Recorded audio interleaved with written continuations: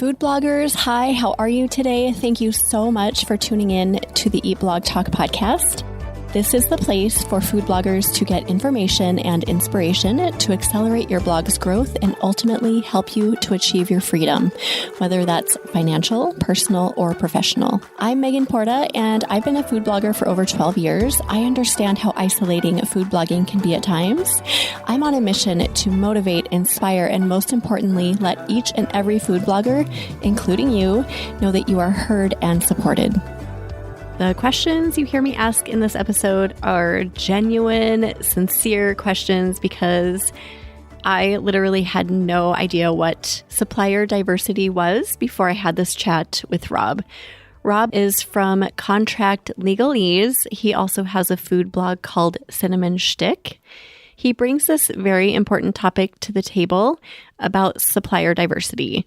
He explains what it is, how you can get certified in it as a food blogger, and how it's going to help support your business. Whether you're a minority, LGBT, maybe you have a disability, and speaking to the masses here, most of us are women. So if you're a woman, if you fall into any of those categories, listen to this episode. I think you'll be really pleasantly surprised. This is episode number 441, sponsored by RankIQ.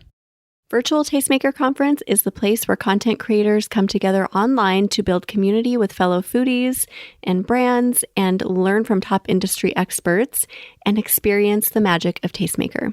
This year's Virtual Tastemaker Conference 2023 theme is monetizing your business. Tastemaker wants to help you learn new and different ways to monetize or how to focus on things you could be doing but could maybe fine-tune to make it even more effective.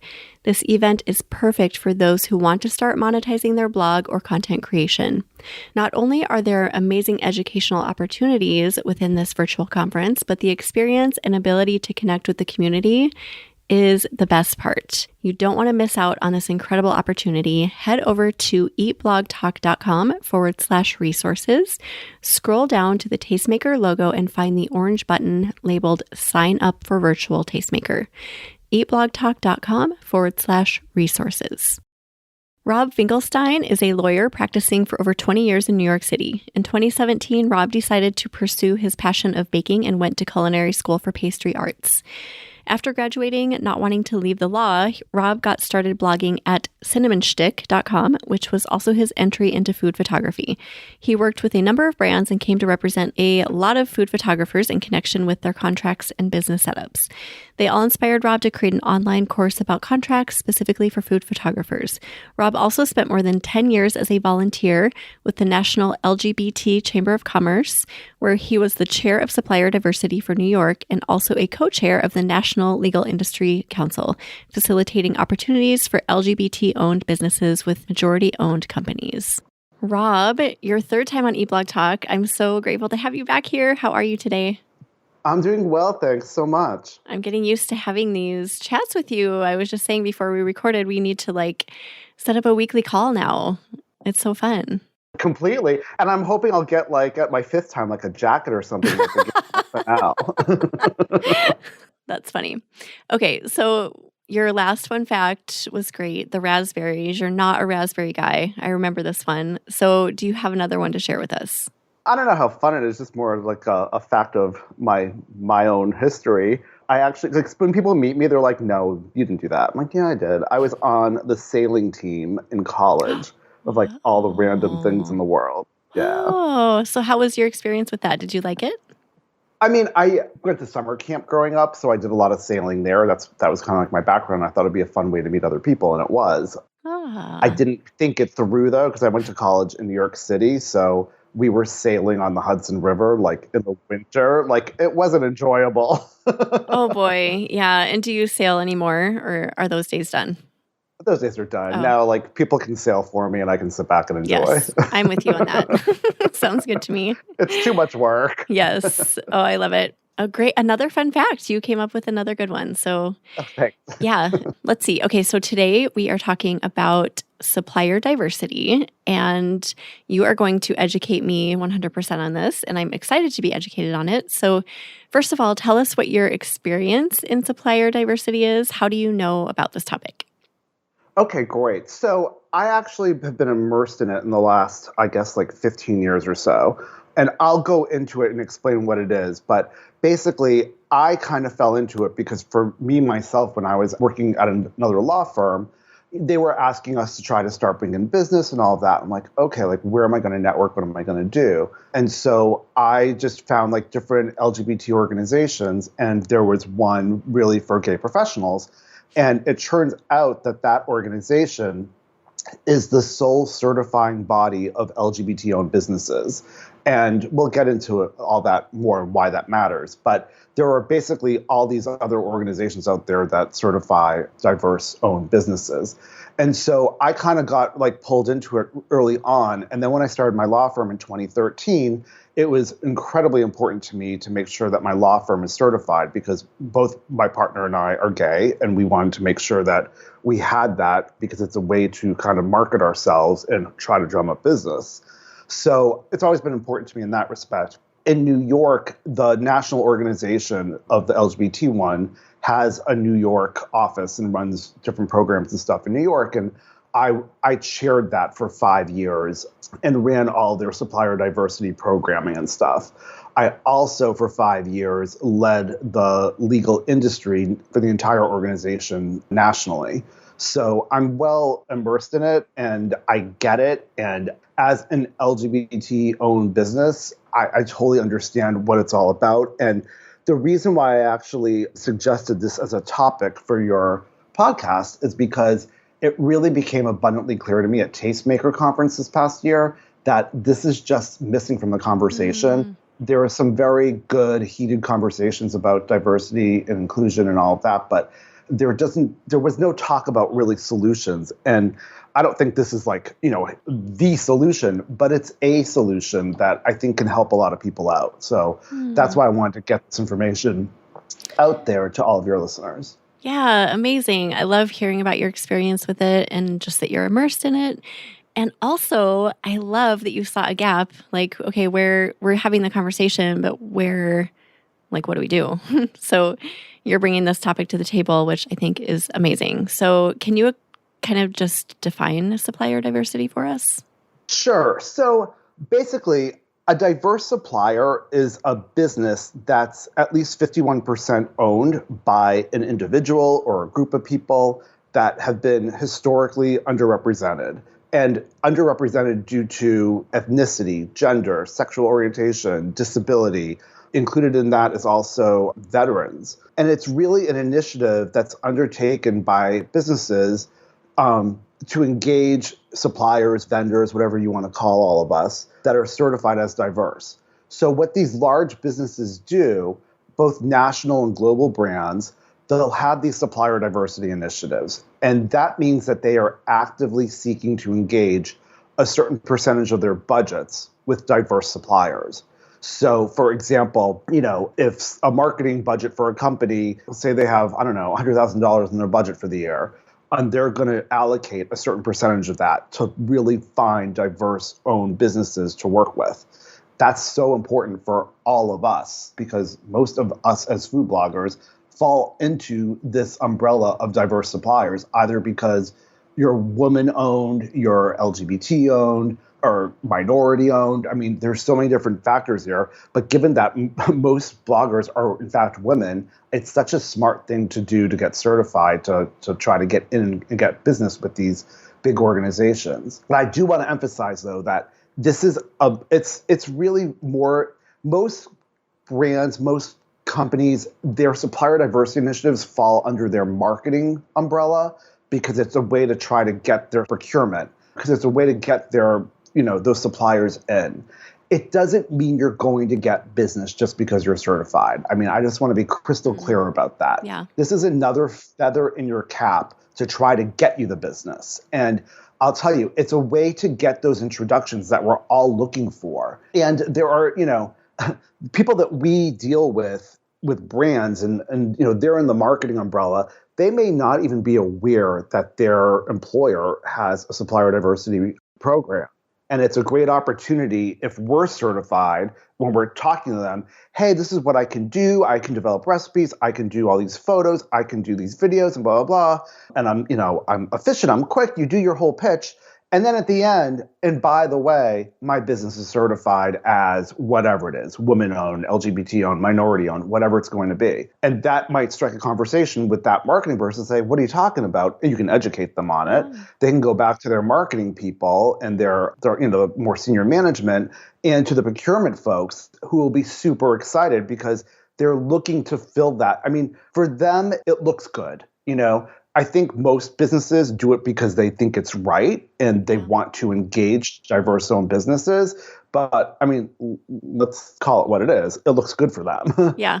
And it's a way for them to try to hit other markets. I mean, that's the beauty of it. So if they're working with a minority, food blogger in a particular cuisine or something, they want someone who's actually involved in that cuisine, maybe, grew up with it or whatever it is. And it helps them get that perspective for their own marketing. So it's a win-win for them. It gets our foot in the door. I mean, you've got to pitch yourself and do everything you've got to do anyway. It's just, as I said, it's a feather in your cap to try to get the business. And from my experience, it helps to maintain business. How do we get certified? Is that hard to do? No. So it depends on who the owners of the business are. So I'll just use myself as an example here. So my law firm, we're two gay guys. We started a law firm. So we went and got certified by the LGBT certifying entity. And the process is not complex. And their process is built upon the process that was put forth by the women-owned certifying entity. It's really a lot of paperwork. You've got to show that you're an actual business. They generally ask for your financials for the last year, really just to see that you are, in fact, a real business. And I mean, that's really mostly it. I mean, in the LGBT space, you have to get some attestations from other people certifying that you're a part of the LGBT community. Women-owned, you're just certifying that you are, in fact, a woman. Mm-hmm. So it's pretty straightforward to do. There's, of course, there's a fee involved. I don't know how all the organizations work. I know with the LGBT one, if you're a member of the organization, which there are affiliate chambers throughout the country, or actually the world, if you're a member of that, they waive the fee to get certified. So they definitely want all these organizations, they want all these diverse-owned businesses to get certified. So the organizations, the LGBT one is the National LGBT Chamber of Commerce. Their initials are NGLCC because it used to be called the National Gay and Lesbian Chamber of Commerce, but they changed the name several years ago to National LGBT Chamber of Commerce. The women's one is Women's Business Enterprise National Council, and that goes by the acronym of WBENC, WBENC. And the minority one is the National Minority Supplier Development Council, which also goes by its initials, which are NMSDC. So if you're a woman and you're a minority, you can get certified by both those entities. Mm-hmm. If you're also, LGBT, you can get certified by all three. You can do whatever you want. Whether it's worth your time and worth the while, that's up to you. But it's great to have at least one of them. And at the end of the day, the brands generally do not care which one you fall under. They generally just want diverse-owned businesses. But my own personal opinion is if you're, pulled into one more than the other, I would say go for that, especially when, food bloggers are in a space that is so female-dominated. Maybe if you do fall under the umbrella of minority or LGBT or one of the other ones, maybe you want to do that because it could set you apart from all the other women out there. You got to be a little strategic. Most of us are women. So it's we're kind of in this sea of everyone looks the same. And I think we talked about that at Tastemaker too. So anything different outside of just being honestly, a white woman is going to probably be a little bit more diverse.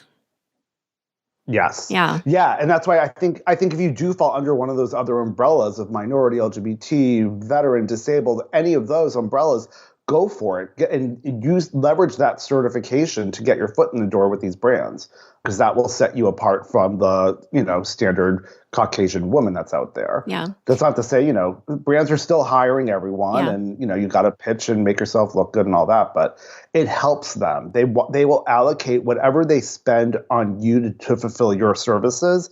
They will allocate that spend to their supplier diversity spend. And it's a win for them. They fulfill their quotas or whatever numbers they're trying to hit. But it also, as I said, it's just such marketing for them, because now they're getting someone who's immersed in that community and can help market to that community. So it really just is so beneficial. And then you mentioned disabilities too. Is there an organization for that specifically? Yes, I believe they changed the name a few years ago. It is Disability In, IN. Disability In. Okay. Yeah. And if you Google anything, I don't know all of them out there. Those are the biggest players, the ones that I've mentioned. Those are the biggest players in the space. But there are other ones too. I believe there's an Asian one. Whatever sets you apart, get onto Google and search it out with supplier diversity and see if there's a certifying entity out there, because it could be very beneficial. What about mental health issues?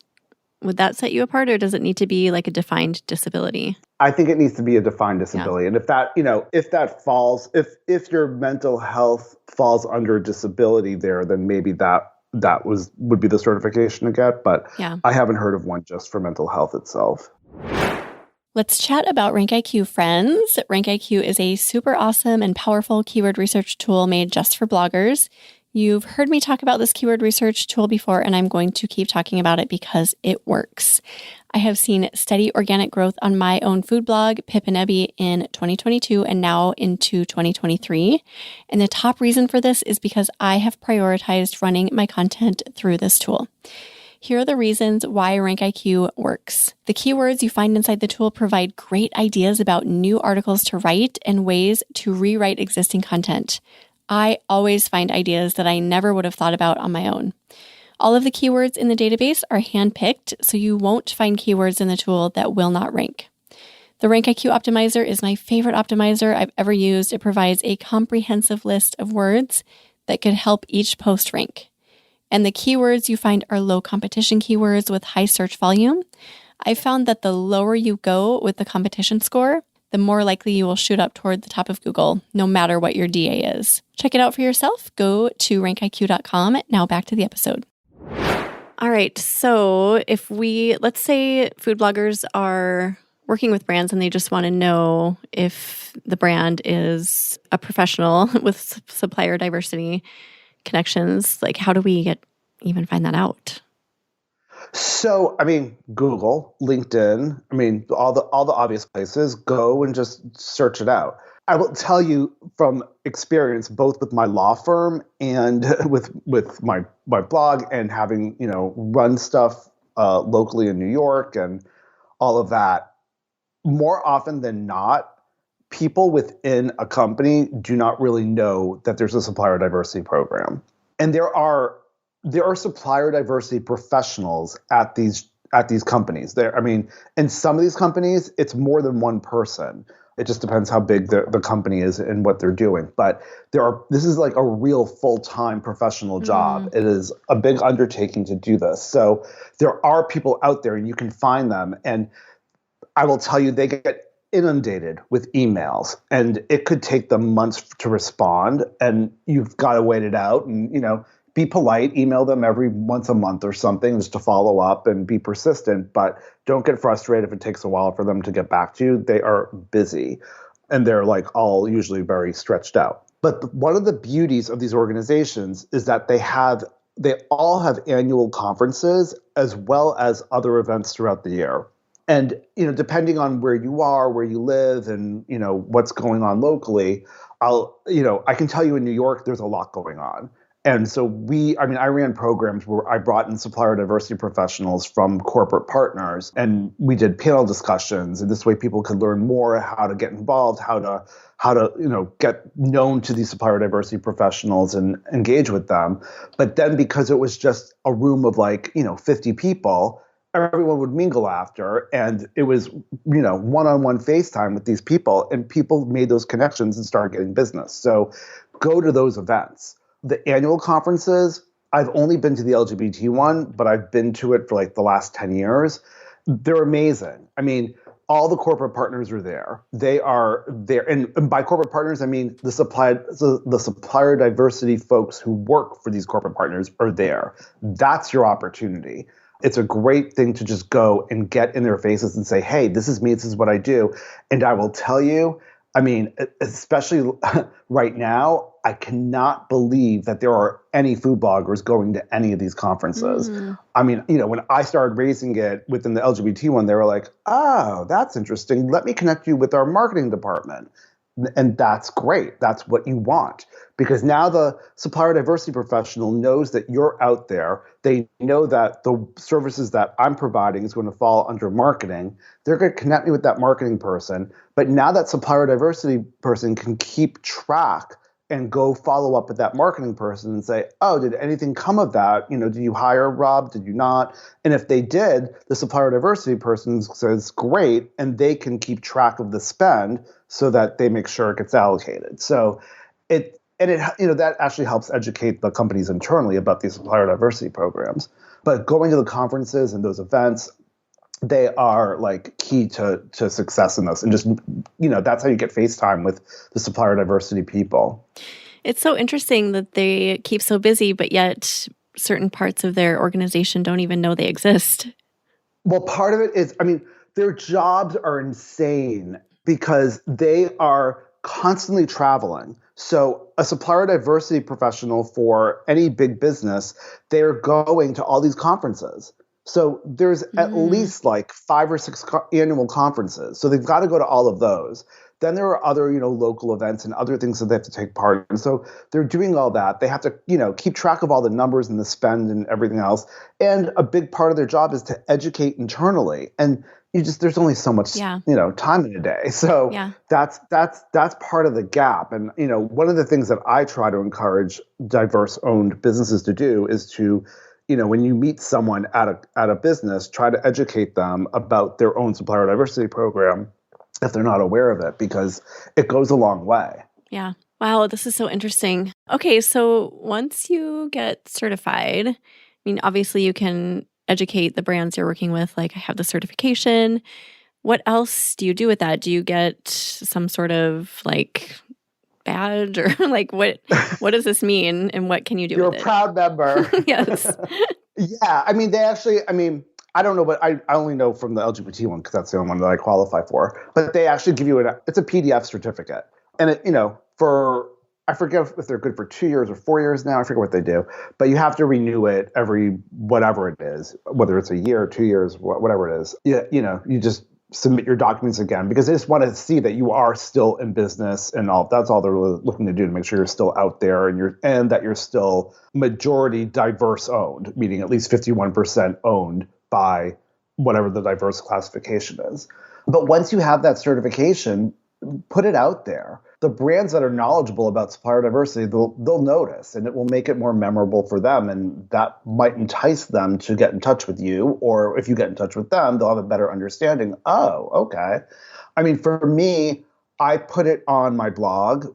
My blog is Cinnamon Schtick. If you go on there, on the right-hand column, I have on there that I'm certified by NGLCC. This way, it's just out there. And I'll tell you, it's helped me. It's helped me maintain some business, which I was like really surprised about. But when I started my blog, it was one of the first things I did was I got certified just because I thought, okay, that will differentiate me from everyone else. And it worked. I got work very early on from a brand, and they didn't know that I was certified. They hadn't really explored my blog. They just saw me on Instagram. But once they made that connection, they were really excited. And I actually put it out there on social media. I put it on Instagram that I'm certified, and that got me a little more buzz. So it's all about marketing. Yeah, this is so interesting. I'm like super intrigued. I can see this being very popular because people do want to be diverse, right? Like we want to be inclusive, and this is a huge thing right now So I absolutely love this topic. And we're all women. I know some food bloggers who have disabilities, and like there are so many categories that I'm thinking that people fall into as we're talking. Yeah. And again, I just want to emphasize, this doesn't mean you're going to get business, but it's a way to get your foot in the door so that you can have equal footing to, sort of stand up and pitch equally with the Caucasian woman who is, doing the same thing. If you're doing it as well or even better, and you've got the diverse check mark for you, that might be helpful for the brand.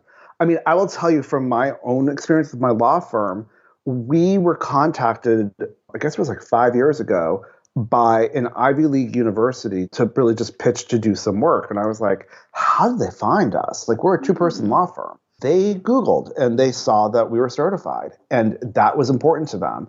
And so it came down to us, a woman-owned law firm, and a huge global law firm. And we got it because, the certification helped us get our foot in the door. And then we went in and dazzled them, and they were impressed with our knowledge and what we do. So it's been a phenomenal relationship. We would never have gotten our foot in the door without that certification. Yeah. So it can be so valuable. And it's the same thing, as I said, with the food blogging space. I mean, I got ongoing work from one client because they were like, oh, that's great.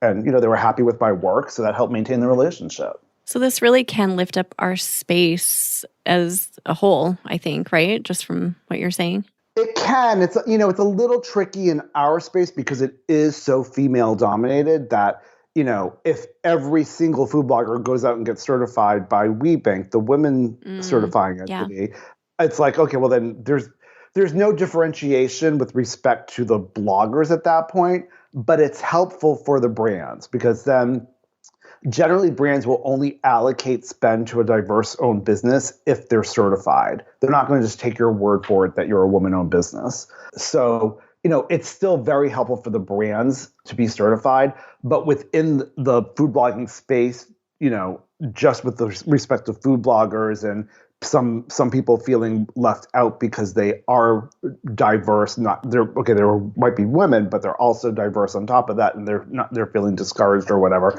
That's why I suggest that they get certified by whatever other certifying entity would work for them other than just the woman one, because that might be a way to sort of leverage and get, set yourself apart from all the women food bloggers. Yeah. What else are we missing? This is such an interesting topic. And I'm just going to have to lean on you a little bit to tell me if we're missing anything in this conversation. No, I mean, this is really just like a very broad overview of it. There's not too much more to learn. I suggest for anyone out there who's interested in getting certified, go look up those organizations. And just search, women-owned, diverse-owned, whatever. Just Google supplier diversity. You'll find all the organizations. Again, the biggest ones are WeBank, NMSDC, and NGLCC. Those are really the biggest ones out there. But there are other ones like that Disability In. And I believe there's one for disabled veterans as well. And I forget the name of that. But if you Google it, you can find it.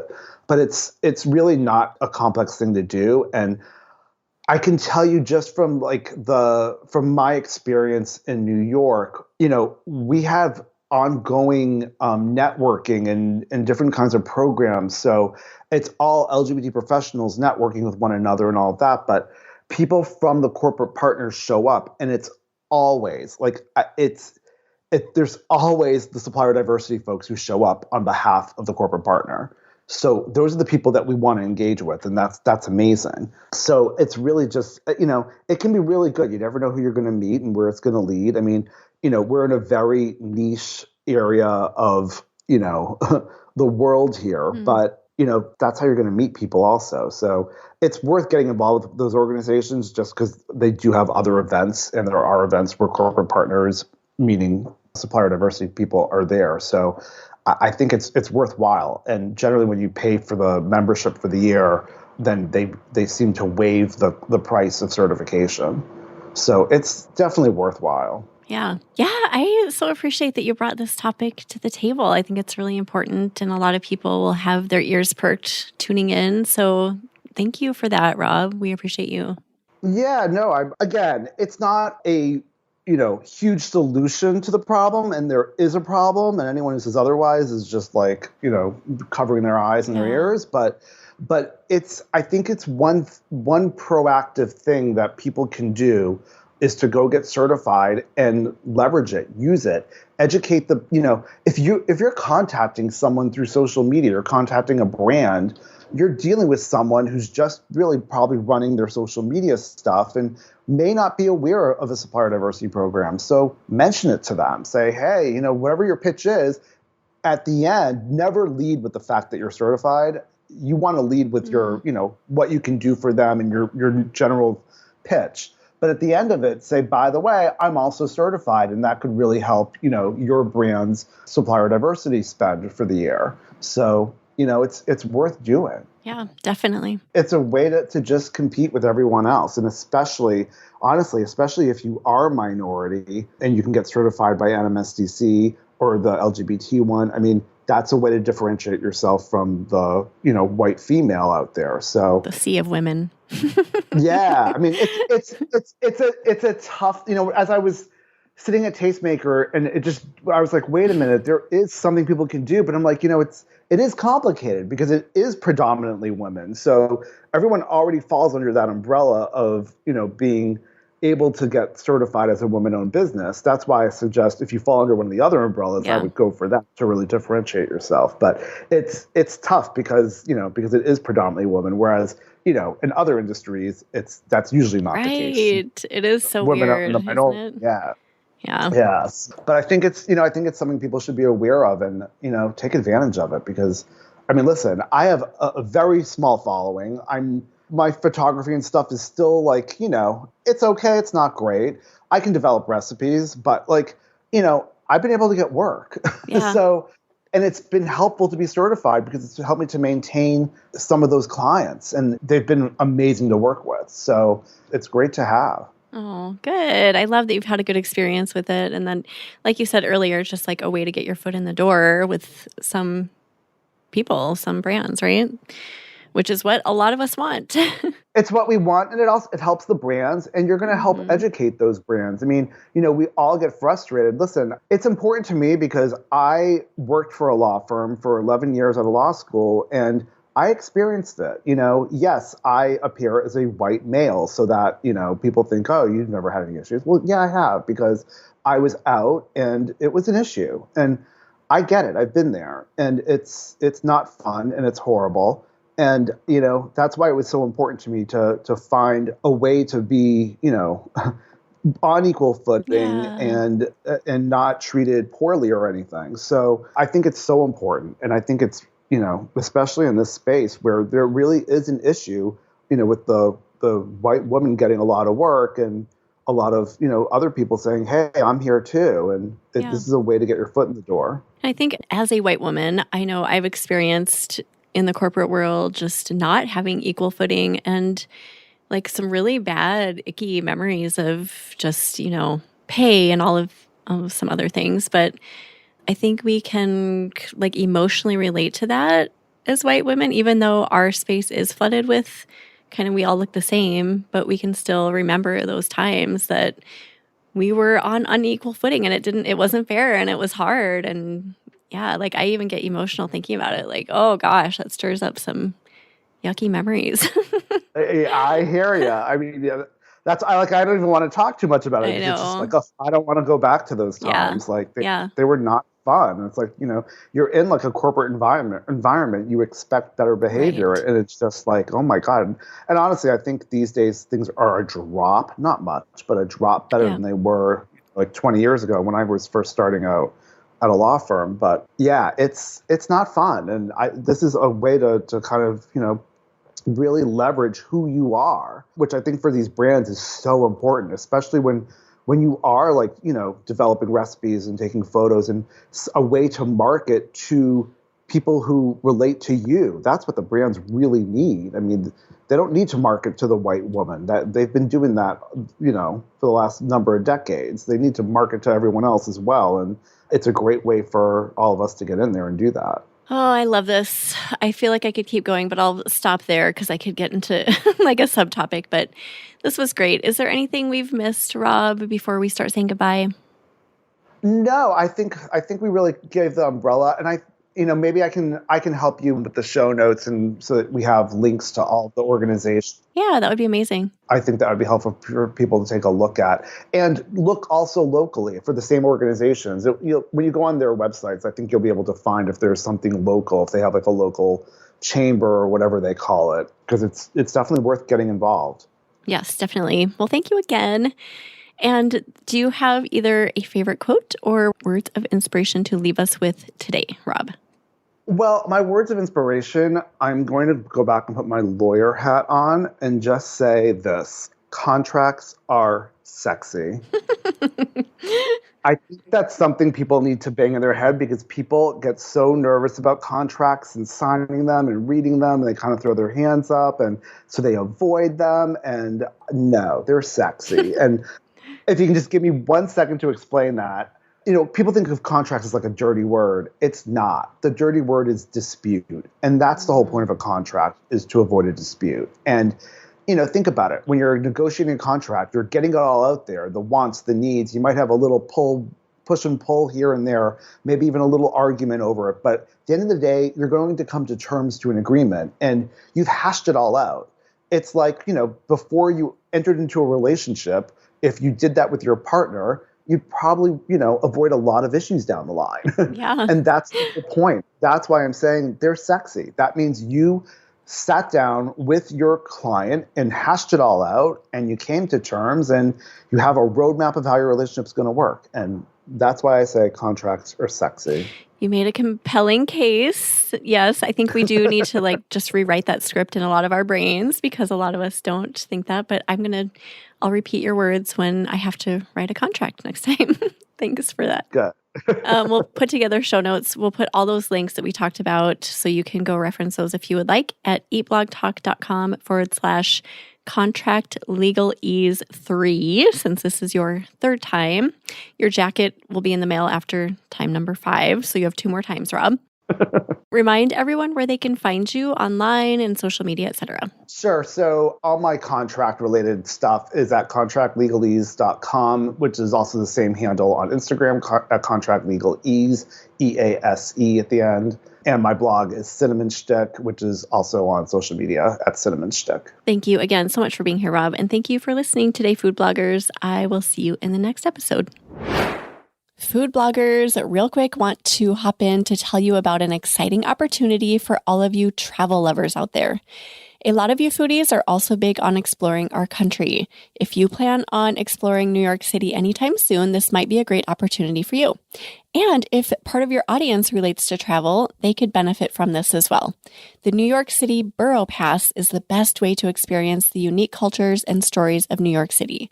This sightseeing pass for sustainable cultural travel provides access to a diverse roster of attractions, tours, and performing arts venues in each of the 5 boroughs of New York City. Like the Alice Austin House Museum, where you can explore the life of the LGBTQ icon, or the 250-acre New York Botanical Garden that houses over 1 million living plants, or the City Reliquary Museum with its quirky and hyperlocal New York City collections. The best part? Eat Blog Talk listeners receive a 10% off of 1, 3, 7, and 90-day options with the code EATBLOGNYC, so you can choose the perfect duration for your adventure in the city. What are you waiting for? Get your New York City Borough Pass today and discover the beauty of the people and places that make New York City one of the world's most vibrant and exciting destinations. Go to nycboroughpass.com to get yours now. nycboroughpass.com. Use code EATBLOGNYC. Thank you so much for listening to this episode of Eat Blog Talk. Don't forget to head to forum.eatblogtalk.com to join our free discussion forum and connect with and learn from like-minded peers. I will see you next time.